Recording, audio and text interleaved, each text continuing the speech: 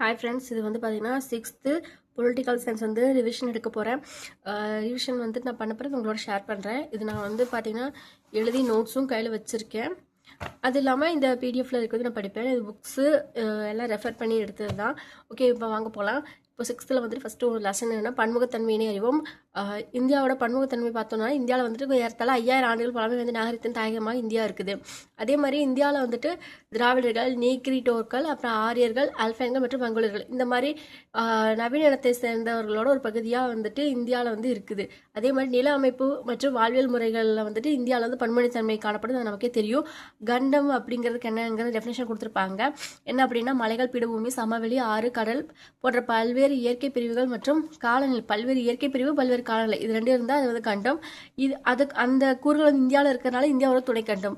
அவ்வளோதான். அடுத்து மேகாலயாவில் மோன்சிட்டர் அதிக மழை பொழியும் பகுதி. அதே மாதிரி ராஜஸ்தானில் இருக்கக்கூடிய ஜெய்சல்மர் வந்து குறைவான மழை பொழியும் பகுதி. சமூக பன்முகத்தன்மை அப்படிங்கிறது என்னென்னா ஒரு சமூகத்தோட அடிப்படை அழகு வந்து குடும்பம். சரியா, அது வந்து தனி குடும்பமாக இருக்கும், இல்லை கூட்டு குடும்பமாக இருக்கும். அடுத்தது சமய பன்முகத்தன்மை பார்த்தோம் அப்படின்னா இந்தியா ஒரு மதச்சார்பற்ற நாடு. சரியா, அதே மாதிரி இந்து மதம், இஸ்லாம் மதம், கிறிஸ்துவ மதம், சீக்கியம், புத்தம் இந்த மாதிரி நிறைய மதங்கள் நம்மக்கிட்ட இருக்குது.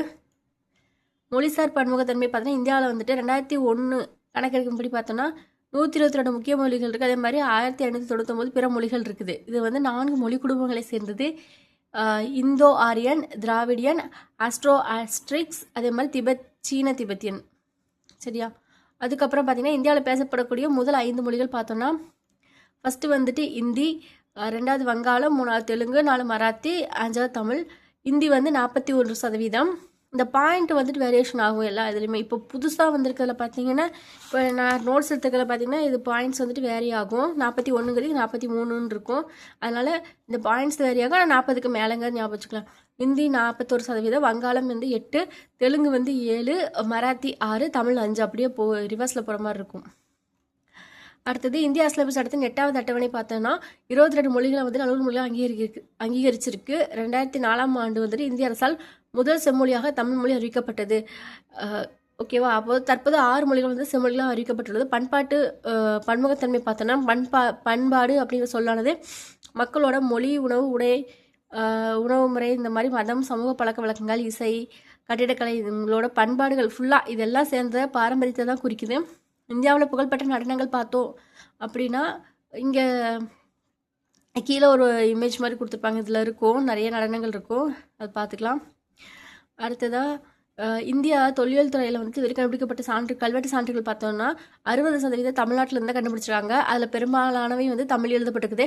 அடுத்து இந்திய இசை வடிவங்கள் இது வந்து பார்த்திங்கன்னா இந்துஸ்தானி, கர்நாடகம் நமக்கு பொதுவாகவே தெரியும். அதே மாதிரி தமிழ் செவ்வியல் இசைகள் இருக்குது, நாட்டுப்புற இசை இருக்குது, லாவணி இசை மற்றும் கஜல் இசை.